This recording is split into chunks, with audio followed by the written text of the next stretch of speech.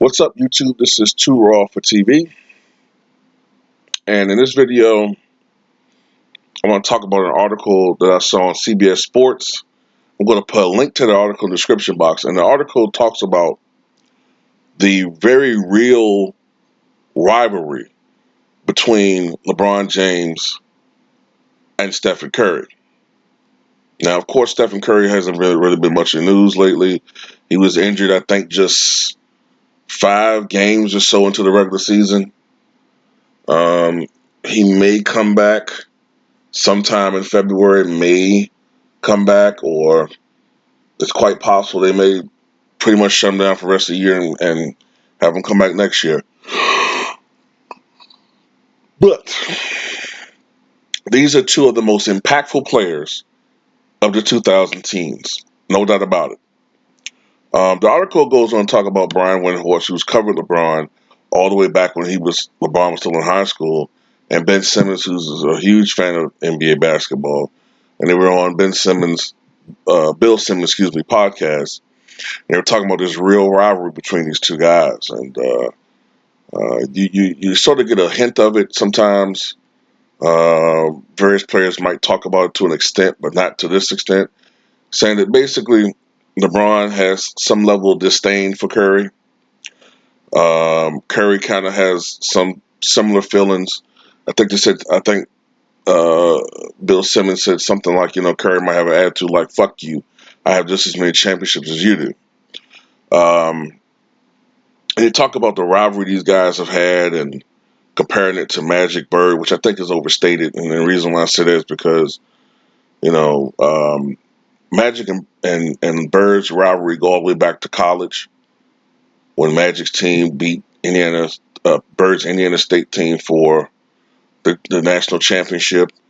And even though Bird was a small forward, or technically a small forward, and Magic was a point guard, although actually started off as a shooting guard, sharing backcourt duties with Norm Nixon before he became the full-blown point guard when they traded Norm Nixon and then had Byron Scott in the shooting guard position. But their rivalry was much more intense. They were basically kind of the same type of player, facilitating big men.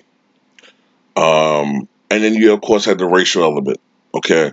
But that, to me, is the greatest rivalry in NBA history, followed closely behind that, and maybe some older people or some other people might have that as number one rivalry. But to me, the number two rivalry, just closely behind them, is Bill Russell, Will Chamberlain. And then everybody else is a distant third, a distant, far distant, way off into the sunset distant third. So I wouldn't compare them to Bird Magic. I disagree with that. But there is a real rivalry. Um, there was a period of time when you had some talking heads on television who would say that Steph Curry was arguably the best player in the game, which I think would burn a guy like LeBron James. Because to me, yes, Steph Curry was the first unanimous MVP in history. Yes, Steph Curry was just the spearhead of that record-breaking 73 win Warriors team. But the thing is this.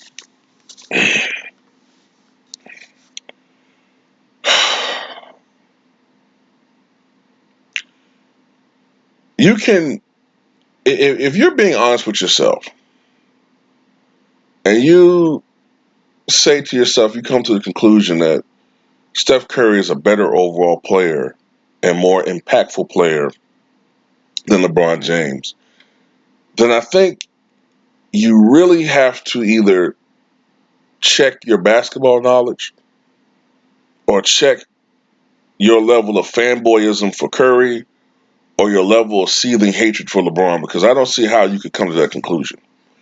LeBron James has been the most impactful player of the 2000 teens. He's been arguably the best player in the NBA since 2010.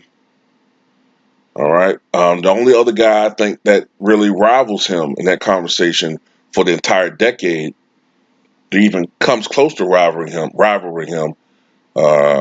is Kevin Durant. And lately, Kawhi Leonard. But if you're talking about the entire decade, it's just Kevin Durant and that's it. And Curry didn't have quite the impact for his franchise that LeBron had for the Cavaliers.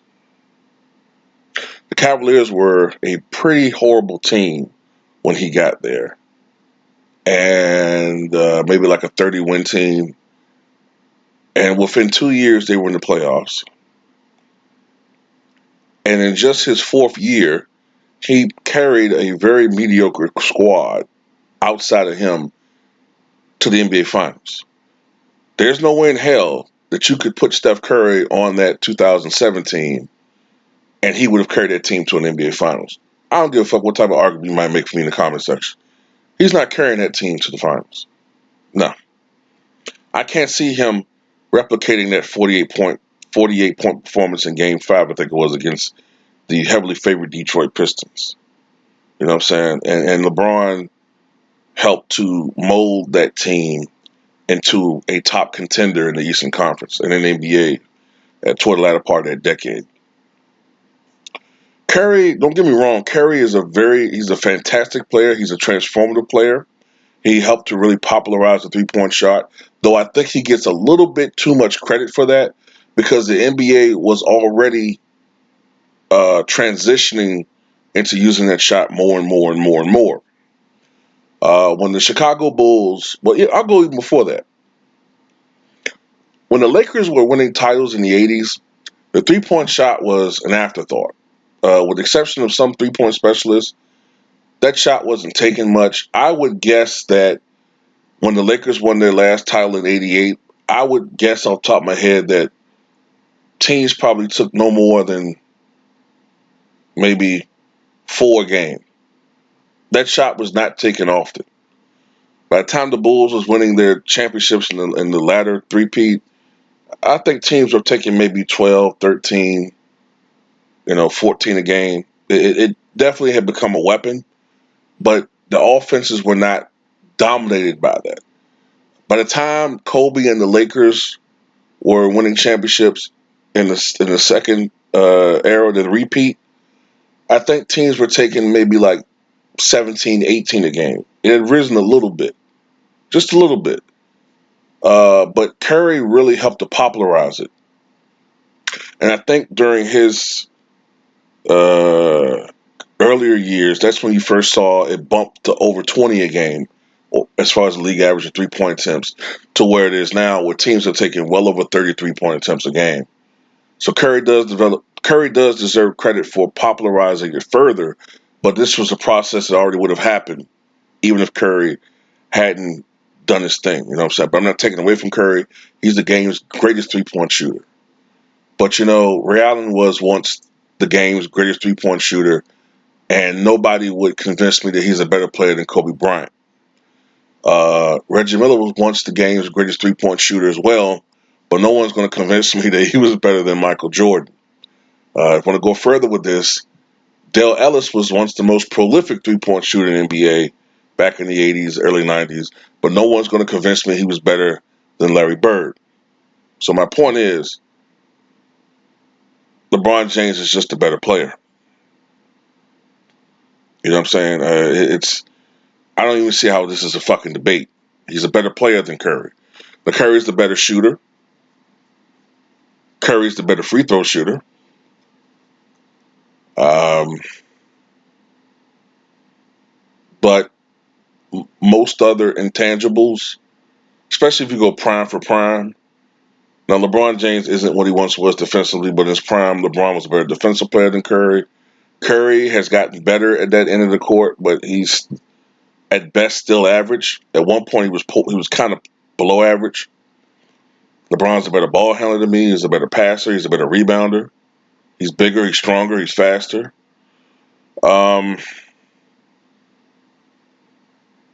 Sometimes Curry can sometimes, although he doesn't do it that often, but sometimes he can make some stupid decisions with the basketball. Sometimes when he try to showboat a little bit too much and he'll throw these errant passes that you know when the team is up by when the Warriors were spectacular and they were up by 25 points, didn't really hurt them that much. But when you don't really have that much margin for error, that can hurt a team, you know. But we see it just this past season when Curry doesn't have a plethora of all stars around him. Then you can see the limitations in this game. We saw with the the Toronto Raptors when Kevin Durant was out last year in the finals for the most part, except for that one game where he made a brief appearance before he injured himself much more severely, during the game. And later on, when Klay Thompson was gone, when they did the boxing one on Curry, we saw how effective that was. You know, it's not as effective to stop LeBron, just because of his sheer size and ability to bull to the basket. So, why would LeBron feel any disdain toward Curry? Well, look, we all are very aware. We're acutely aware. We're all acutely aware that there are a lot of people on television that openly root for LeBron. All right?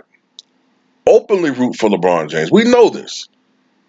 The lead guy is Nick Wright or Nick Wrong, Chris Broussard.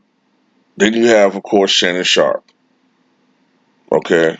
Then, of course, you also have Brian Windhorst. You know, these are the top guys. All right? I guess you got to throw maybe James Jones, Ryan Hollins, Jay Williams. You know, there's some other guys too. But those are the main guys. Now, while there are some people out there that are some LeBron haters, Michael Rappaport, Skip Bayless, Rob Parker, I don't know, for some reason their voice don't seem to shine, or their voices don't seem to resonate as much as with the lovers. Now, could it be that the haters are naturally driven toward hearing the love because it fuels their hate? I don't know. But at least there is some people out there who are dissenting voices for LeBron. With Curry, he gets babied a lot. I'm sorry. He gets babied a lot. I don't really hear a lot of criticism for him with his poor performances in the finals at times. I don't hear a lot of criticism about that. People make excuses for him. I remember Stephen A. Smith saying something to the effect of, look, I got all the praise in the world for this brother, Curry. Great player, but I don't want him out there. I don't want this little guy getting hurt. Fuck that, Stephen A. Because he don't have Thompson and some other, all-star that they want to lure to the team and give him some talent to play around him. You don't want defenses to key on poor Widow Steph and make it hard for him to score. Get out of here with that. You think Isaiah Thomas wanted people to feel sorry for him because he was only 6'1" and $180? He was the leader of the bad boys, man. Come on. And I like Curry, man, but come on. That's bullshit. So I can understand LeBron feeling like, come on, man. I've been to 8 straight NBA finals. I'm putting up triple doubles. You can argue whether he's padding his numbers, but he's putting up triple doubles in the playoffs. He's putting up numbers that we haven't seen in ever. You know, one year, I think like through the first like 2 rounds of the playoffs, I think it might have been his last year with Cleveland. LeBron was averaging like 35, 8, and 8 or something like that. Just ridiculous numbers. And was shooting like 54% from the floor, 55% from the floor. Look, you can argue about the padding and all that, but the numbers were phenomenal. But LeBron still gets criticized. Drops 51 points in Game 1 of the 2018 Finals, I believe it was.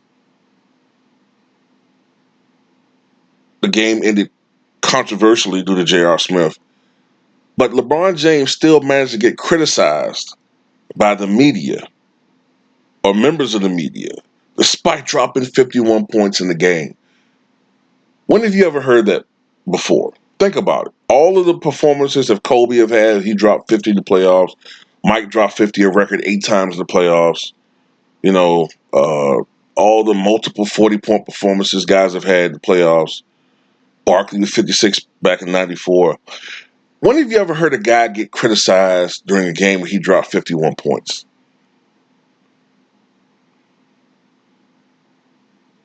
Openly criticized. But Curry, he could have 16 points on 4-14 shooting and disappear in the fourth quarter, and everybody's quiet. So if I'm LeBron James, yeah, I do feel like this guy is not on my same. He's not in the same breath as me. He's not. Yeah, he's won 2 Finals MVPs. You know, but this guy's not on the same level as I am.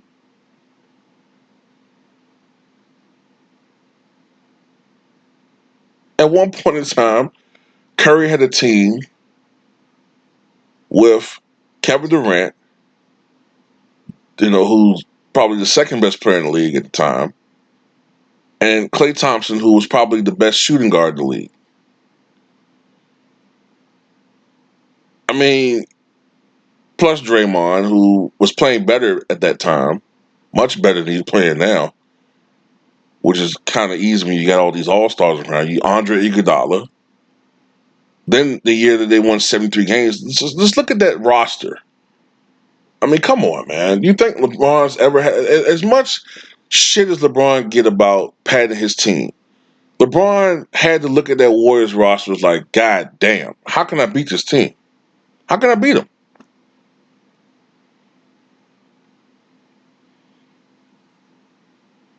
It was. Yeah, Kyrie's wonderful. Kevin Love's great, but this team they got guys on their bench that could be starters.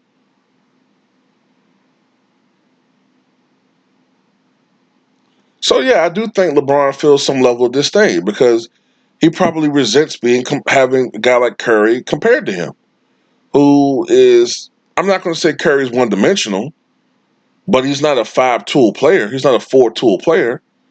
He's not a utility. He's not necessarily.